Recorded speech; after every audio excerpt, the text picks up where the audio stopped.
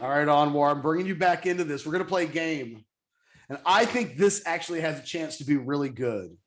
So the order in this will be Anwar, Jason, and Alex. We'll treat it like a snake fantasy draft. The goal of this game is to simply improve Texas in 2022. So what decisions / moves / whatever would you do? And I'll hop in there too. So I guess I'm out after Alex.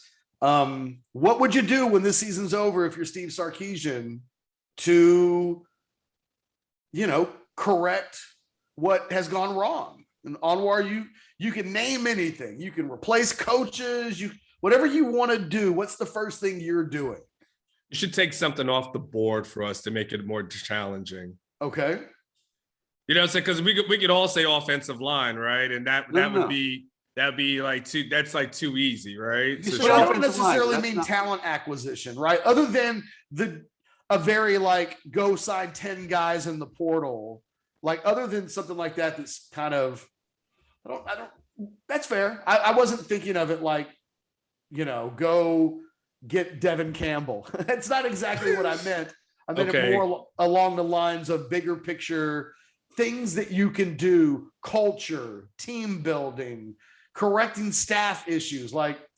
Your call. You can go in any direction. I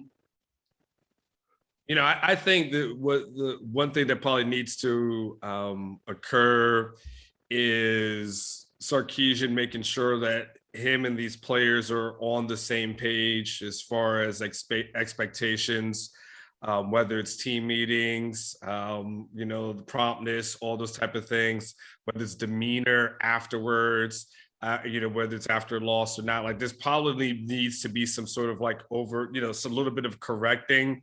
And there's been some opportunities missed. I think there was a little bit of opportunity missed with the Joshua Morris situation. At that point, if you guys are going back and forth like that, don't compromise. Just, stay on there.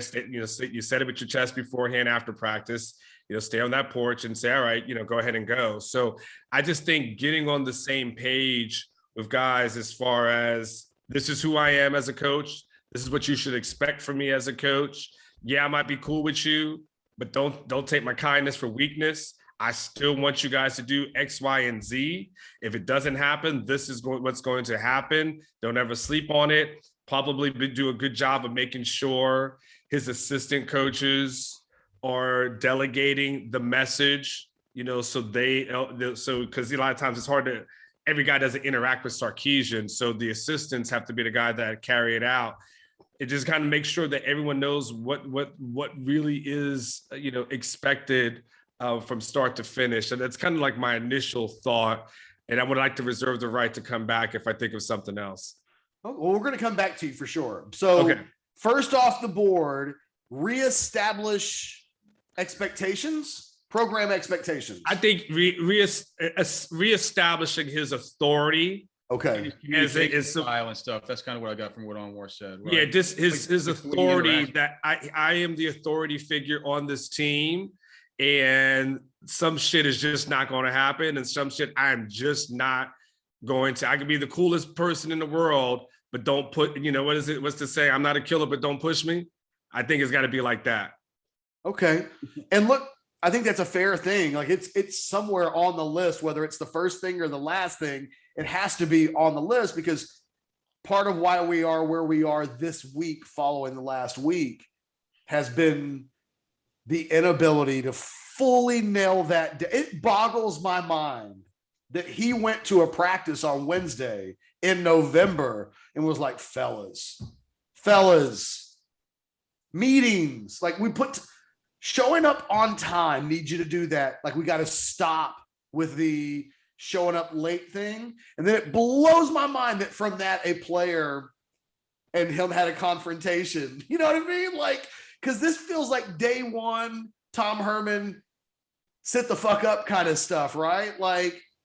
There's a thing that Sarkisian missed, Anwar, to your point, has to be reestablished firmly, or nothing else even matters. We get to next November, and Sarkisian's still having Meetings where he's like, hey guys, show up on time. That'd be cool. Or else you can't have players going, or else what? I'll miss a quarter. I'm good. I got other stuff I'm doing. I'll show up when I show up. It is one of the things that has to be better. Jason, coach reestablishing assertiveness is off the board. Okay. You can do anything else.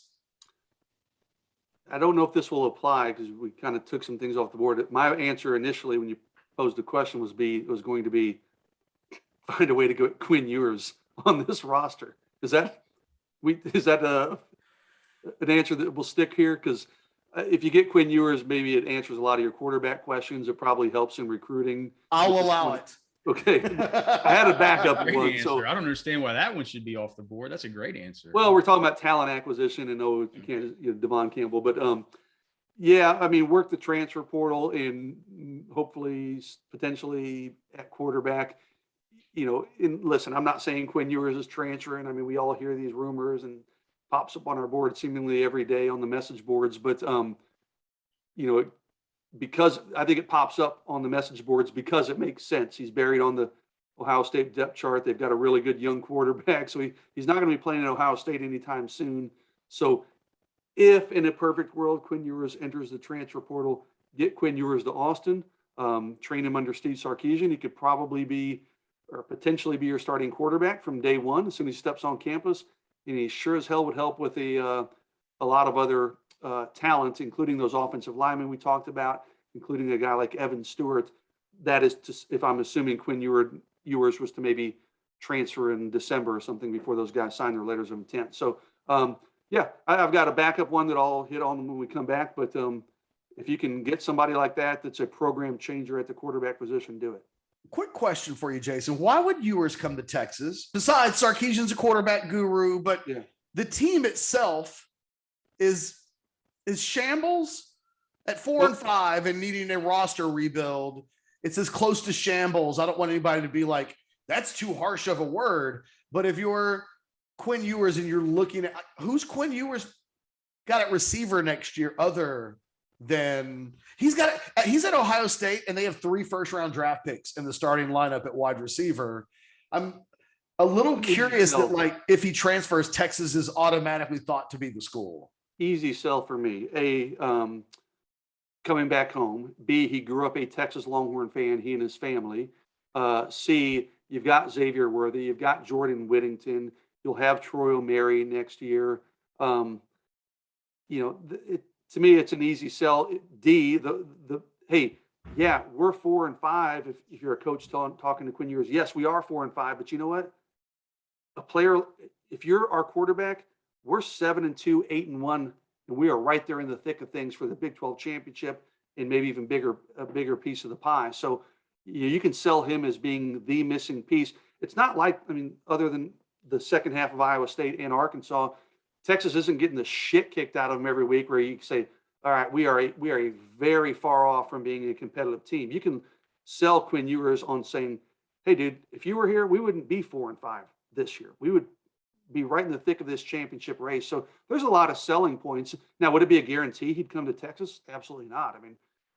I've heard people mention even Texas A&M, which I don't, and they've got some pretty good young quarterbacks on their roster, but Texas looks pretty inviting to me in terms of being pretty close to being really competitive again. The depth charts, you're from Texas, NIL deals, Steve Sarkisian. There's a lot that Texas could sell to a player like Quinn Ewers. Alex, batter up.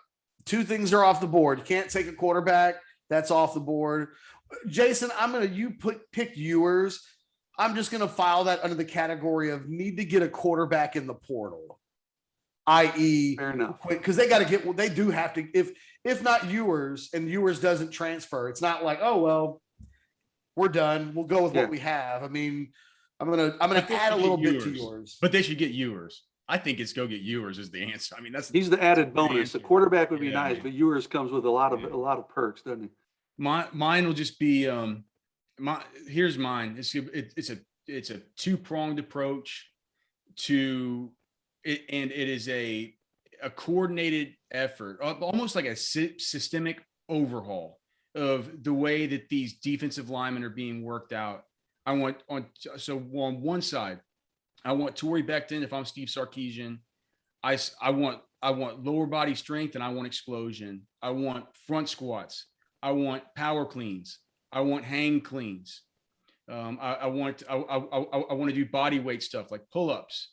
I want these guys to be explosive, and I want them to be explosive through their lower body, through that twitchy area of their body, in coordination, with much greater emphasis than whatever the hell they did this year. I need more lower body strength. I need more lower body explosion, and those are the specific types of lifts that I want you to implement, or other lifts that you might know that could help with that.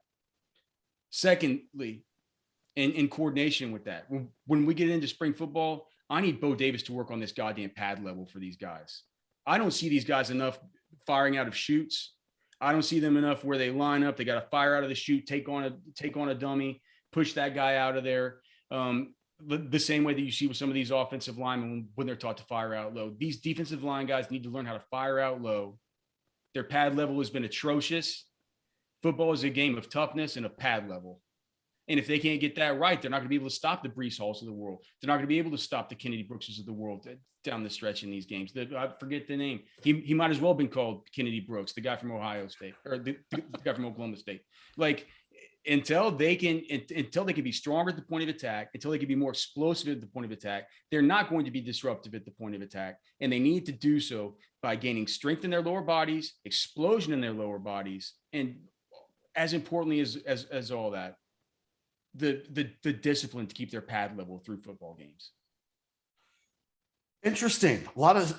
There's still a lot of things in my head that I've been thinking you guys might say that haven't come off the board yet. I'll give you a couple of mine and we'll circle back around. And technically, Alex, I think you've done two, so you're good for a little bit. It's a two-parter to one thing. Okay. It's a two-pronged approach to lower body explosion and pad level. Okay.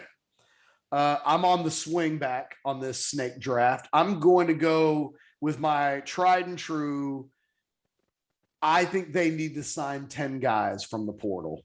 And in order to do that, as I wrote about today on orangebloods.com, they will need historically high attrition in order to create enough room that they can legitimately go out and get a quarterback, a receiver, 3 offensive linemen, 1 edge player, although that feels like not enough, but they're going to need 2 more linebackers, because as many linebackers as they have none. I mean, all the guys they brought in this year, other than Devin Richardson and Ovie Ogofu, depart. So those spots have to be replaced. Even if you said 1 linebacker and 2 edge players, you're still at 8. You've got 6 DBs that are departing, and they don't have 6 DBs ready to play to fill in everybody that they're going to lose. So I think they need 2 DBs, and I've already used 10 fingers. I still would contend that you can't have Will Stone be your first team kicker on paper as a true freshman from a small school.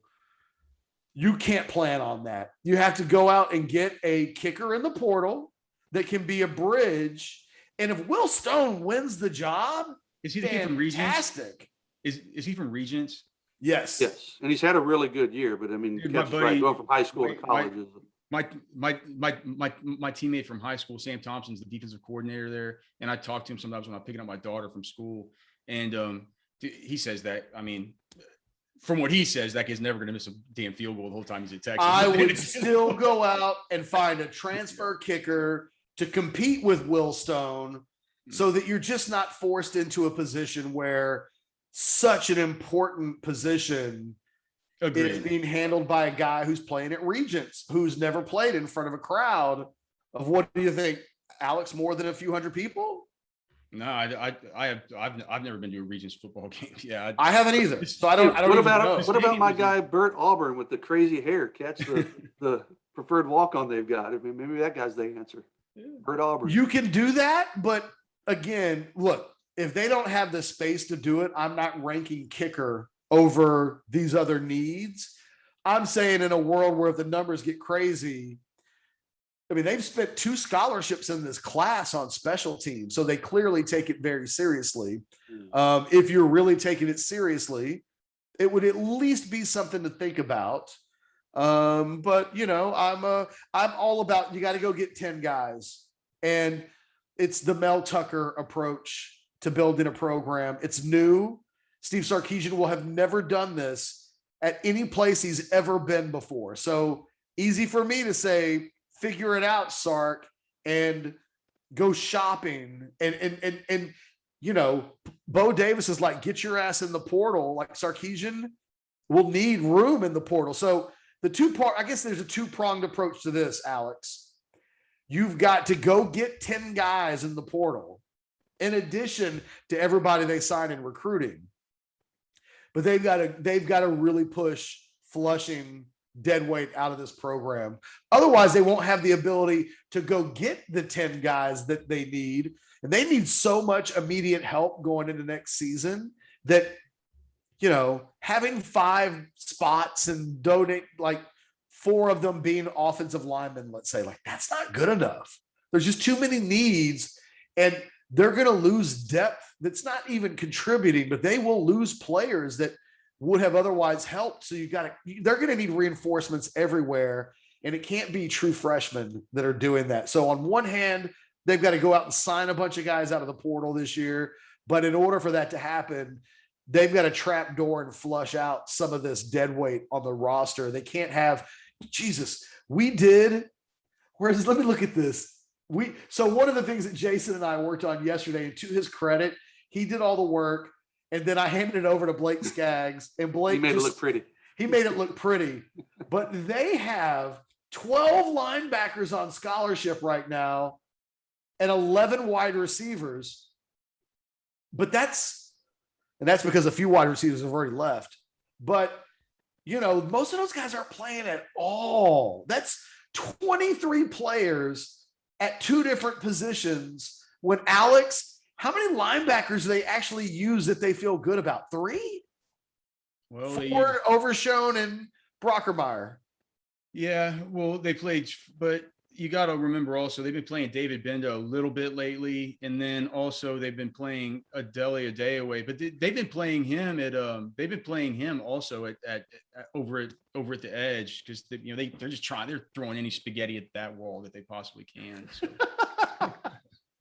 So they can't have, how many wide receivers, for instance, they've got 11. They've got 1 scheduled to come off the board, and Montrell Estelle's the only senior in that group. Everybody else on paper, at least at this point, that's 10 plus recruiting. You're well over a dozen at that point, and most of those guys aren't contributing yet. Maybe they can. Like, they've got to decide where they can cut dead space from. They will, after a year, know the roster kind of frontwards and backwards in a way they haven't previously. So that's my 2-pronged approach towards the portal. If anybody wants to specifically say they've got to go out and get X, like Jason, I'm kind of stealing on the portal thunder to take his quarterback and build on top of it. Another thing. Hold on, do you have 2 catch? Well, I got to go back to back because I'm technically, but I'm totally game. I've got a bunch in my head. So let's see what everybody else has. That would be Alex. You're on the swing back, so you've got. All right, well, this is easy for me. Walk up to Jatavian Sanders' door, knock on it. He opens the door, say, "You're moving to defense. You're moving to defense," and it starts right now. It starts in the spring. I know you wanted to play tight end. We got a bunch of tight ends. We've talked to scouts. I'd like to get you on the phone with some of these scouts. They're going to tell you this is your future. Let's get you going because we need edge help badly. So that would be, it's very, very easy. I like that one. Jason, your turn. I was going to say drop bags of cash at the doorsteps of a bunch of recruits, but I assume we're going to keep this on the up and up. File that away. Yeah. Honestly, I hate to call for heads, but I would make a couple changes to the staff, and I would go find some recruiting aces at key positions. I think Sark kind of missed his mark on some of his initial hires there. Again, I'm not going to name names. I'm not going to sit here and say, hey, fire this guy and go get this guy. But I think there could be upgrades from a recruiting perspective on the coaching staff. And listen, man, they are recruiting in the toughest landscape that I've ever seen in the state of Texas. So you've got to have elite recruiters on your staff. And I think maybe swapping out a couple guys could help them in that area. What's old Darrell White up to these days, Jason? I don't know, but that guy's got a lot of ties in the state of Texas and is a pretty good recruiter. He sure does. Well, he's actually at South Florida, I believe, or Central Florida. He's Central Florida. I'm sorry. I'm just saying he'd probably come back. No, I'm pretty sure of it. Yeah. Anwar, you've got back-to-back picks if you want them. Oh, I'll just give you one more. Okay. I think that Sarkisian has to have an honest conversation with his quarterbacks. And I think he's got to go all chips in on one of them. And I don't think he can afford to do hey, we're going to run it back, do a QB battle and see how it goes in the spring. And then we'll see how it goes in the fall and then kind of go from there. I don't know if either one of these guys are going to play that game again, Catch. I'd be very surprised. I don't think Casey Thompson will play that game again, because he played that game. It was the starter for all the offseason. And then training camp hit. Then after a couple of weeks, he lost his job. And then he was on the bench for a couple of weeks. And it really took Hudson Card struggling against Arkansas for him to get a shot, again. So while he may not want attrition in that room, I think he's got to be honest with himself and say it's likely it's going to happen.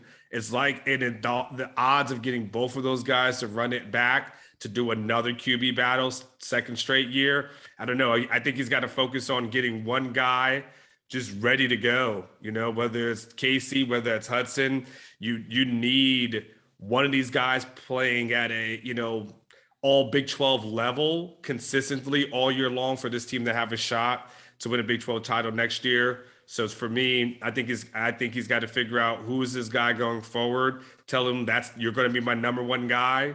Have an honest conversation with whoever the second one is and say, you're my backup. And then if they transfer, they give yourself enough time in the spring to potentially bring in someone else to boost the depth in that room, or even a QB battle. But more than likely, I just think he's got to go all chips in on one guy. I'm looking at the clock. I want to make sure that we can do parting shots quickly and then fulfill all of our obligations before Anwar has to do some other real warrior 11:15 media session with Steve Sarkisian, which should be notable. Real quick, and then we'll go on to parting shots. And I'm glad we did this exercise because a lot of fans will say, God, you guys are only talking about the negatives, but you got no answers for like what you would do to the problems that exist. I think the fact that we've kind of gone through some areas that we think immediately would need to be improved is a good place for Texas fans to have an idea of where the changes should come. Real quick, defensive coordinator. I'm not throwing Pete Kwiatkowski under the bus, but we don't know how this season's going to end, but it's 4-5 right now. It hasn't quite worked on that side of the ball with anything at this point.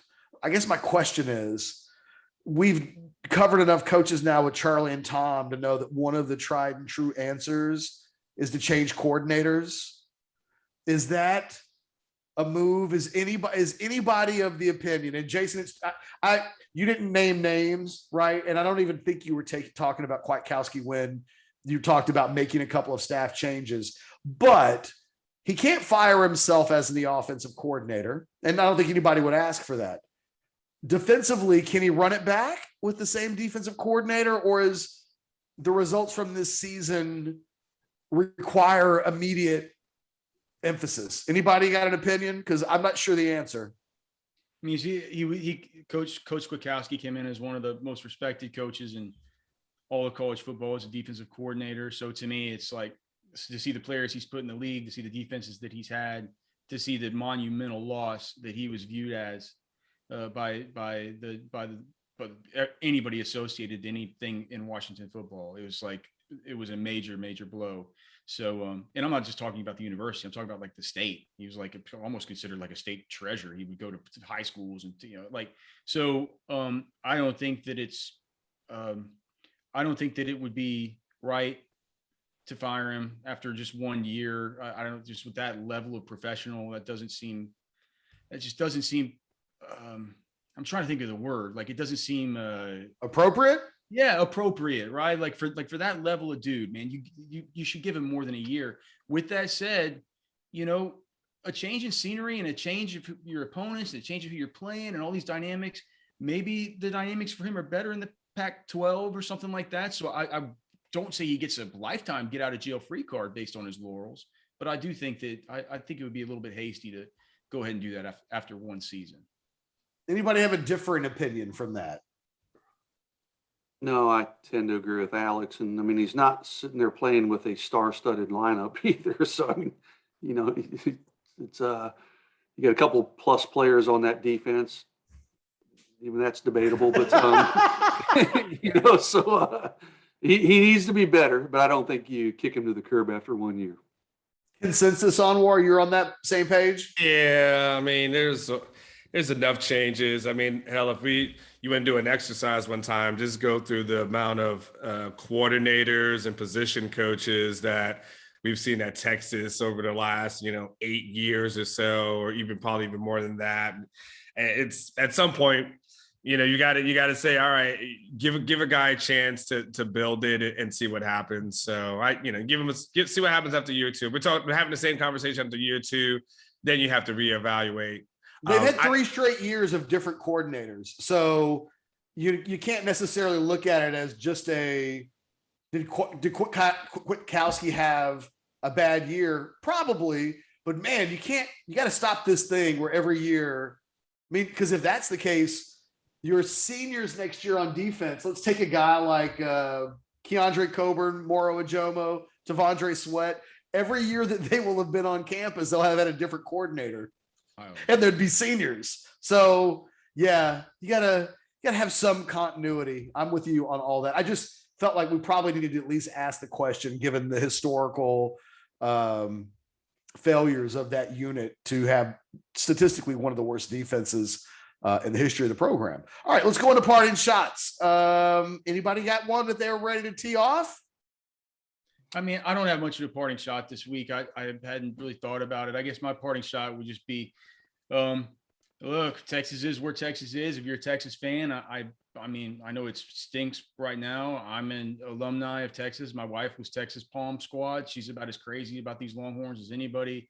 I'll just say, I mean, the team still has 3 more games left to play. I mean, 8-5. If they can get to 8-5 with the bowl win, do anything like Jason was saying could possibly happen if we are talking about the possibility of a real home run in recruiting this week. I mean, there's still some things on the table this year, as disappointing as it's been. So my message to fans would just be like, hey, but, don't go jump off any bridges, stay away from sharp objects. Hopefully things will shake out here down the stretch. Onward, Jason, anybody ready to go?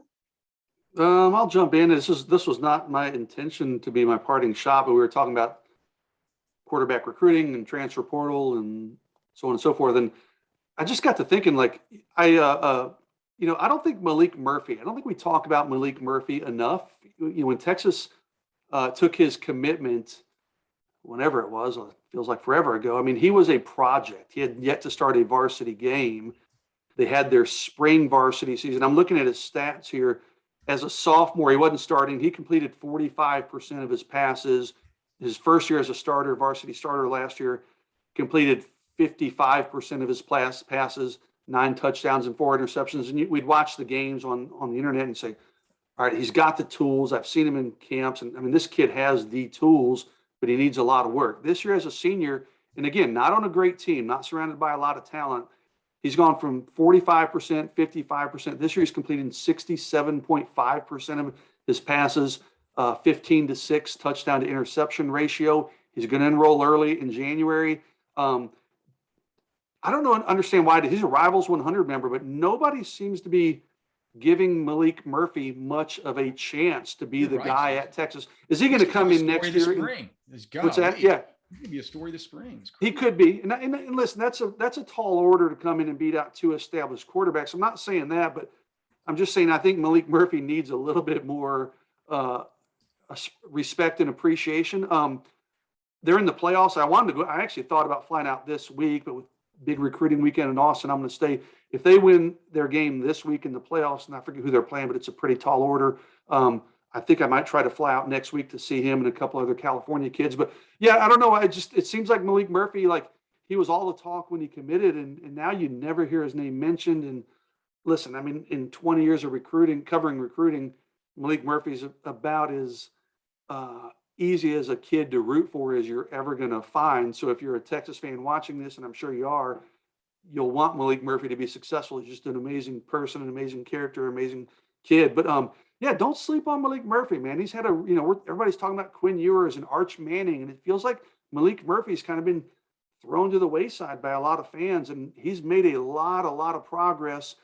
And in terms of physical tools, this kid has it all. So really anxious and curious to see what he can do when he gets on campus. And who knows, maybe I'll get a chance to see him next week if they can win a big playoff game this weekend. So bit of a random parting shot, but shout out to Malik Murphy, who deserves it. Richardson. I have just a bunch of little ones, so I'll just kind of go through them real quickly. I hate Alex for his parting shot last week, because now I feel really self-conscious about opening doors for people, or at least holding them open. And now I find myself kind of measuring like how far away they are or aren't. And I'm like, screw you. You're too far away. I don't want you to scoot up and get pissed off at me. But then, then one time a couple of days ago, I was holding the door open for a woman, and she started to go run a little faster. And then I felt bad because I felt like I misjudged it. So Alex is all in my head now for something I've always used to do naturally. And now I can't do it naturally anymore because it's in my head now. So I hate you, Alex, for that. Alex, you talk about things that you hate. I realized over the weekend, one of the things I don't like talking on the airplane guy. Like when that person who wants to sit down next to you and start the conversation and just wants to keep it going, and I don't want to talk to you. Like I don't. Like we're not friends. We're friendly. We're all in this kind of sardine can that's here. And I don't know, they start from the time that they sit down. So, I mean, there's still another 15 minutes before we take off. Oh, and then you just like, all right, man, I just want to put my stuff in. And sometimes you put your stuff in and they still keep talking. And there's just bring your own entertainment, when you get on a plane, and don't come to make friends. Like that's kind of one of my thoughts for people who really like to talk to you on the plane. We'll find out soon, Catch, with this thumb injury with Casey Thompson, how much that really is affecting him. And if it's been affecting him for a couple of weeks, probably should have been. I understand you probably don't want to tell opponents what's going on, but then if it has been affecting them, you probably want to do your quarterback a solid by saying, hey, he's been hurt, and that's kind of the reason why I think always kinds of helps there. And last thing is shout out to everyone who watches the YouTube videos. Everywhere I go, Catch, people or talk about the videos that they see here and supporting the channel. And I came back in from Iowa State. I probably got back to my hotel about 12:45, and there's a group of Longhorn fans in the hotel talking about the videos. And of course, I knew Longhorn fans were ticked off because I got the question, Catch, from one of the nice young ladies that was a part of the group. She goes, "Why don't you guys in the media ask tougher questions?" And I knew at that point, I'm like, "Oh, you guys are mad." Because before you get no one wants tough questions before, but when the team is losing, then everyone gets on the media and like, "You guys need to ask tougher questions." So I'm like, "Oh, we're at that point in this life." So anyway, those are my parting shots. Hope you guys have a good weekend. Enjoy Kansas and good luck trying to give away those tickets. We're officially at the stage where Onwar is being critiqued by casual sports fans that he's not asking tough enough questions. They're mad, and they want us to come out there and be like, "You sucked in the second quarter." Like, but that's not really how this works, guys. That's not what we do. But what they want is for people to go Bo Davis on Sarkisian at the press conference. Hey, Anwar, I'm only on this channel like once a week, and there've been a couple people at the grocery store that from all the other stuff I do too, but they recognize me from this damn channel. You do about 5 of these videos a week on here, maybe more. I know Ketchum just stays in his lair and just You don't go anywhere. orders his groceries in and stuff like that. But I know that Anwar kind of gets out every now and then. It's like people have to recognize you with just the volume. Like each one of these things gets thousands and thousands of views, and there's so many on this channel. You probably get recognized a bunch, huh? Yeah, I mean more so than usual. So which kind of sound a little braggadocious to say that, but yeah, more so than the norm. Like people definitely. This is kind of a good extension of Orange Bloods and a kind of a good marketing tool for us. But yes, everywhere it's hard for people. Like I saw the videos and I like what you guys say and I like the back and forth. So overall, it's been pretty positive. Now, if it's been negative, it's just been someone who hasn't want to come up and say Ketch and I are dumb MFers. But outside of that, it's the feedback's been incredibly positive. You've mentioned going on road trips and situations where you've been in a hotel lobby or something like that, and you're talking to a Texas official of some stature, right? I mean, they range and oh yeah, but like Anwar will be talking to an official, and the conversation will be interrupted by people who want to come over and tell him that they love the YouTube videos. So it was there was I forget I think that was Fort Worth, and was in the kind of the hotel. It was kind of in the team hotel talking to Texas officials. And people kept interrupting, walking past the Texas officials and be like, hey, can I get a picture with you? And can I talk to you? And then of course we had people who work for UT. They're like, one guy said to me, Catch, I'll say it's 30 seconds. He goes, man, what happened to you guys the other week? And I go, what? He goes, I was waiting forever for Overreaction Monday to post, and it came out like really late. I was like, really? I was like, tell Del Conte that, so that's funny. That's funny. All right. My parting shot is real simple, guys. As best you can, take Kansas seriously. It's a Texas football team. Its psyche's a little bit like there needs to be a good crowd at the game. And I know that's asking for a lot. I know people don't want to go to the Kansas game, but this program and this fan base, they got to pull their bootstraps up. And there's 2 things. Got to stop the bleeding by any means necessary. You got to have a win this weekend, but you can't bring in a bunch of 5-star guys who spent the last month watching big time programs, win big time games in person. A lot of these guys have been at Texas A&M lately.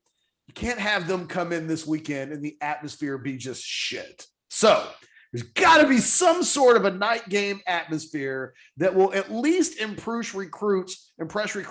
And they don't need a lot. They just need it to not to suck. If it doesn't suck, you can show a guy a good time and he won't even notice that like maybe 20,000 people didn't show up. But if it's flat and the football team plays flat, it's the wrong weekend to do that. Texas has an opportunity this weekend, and it may be a slim one in some instances, but it's still an opportunity.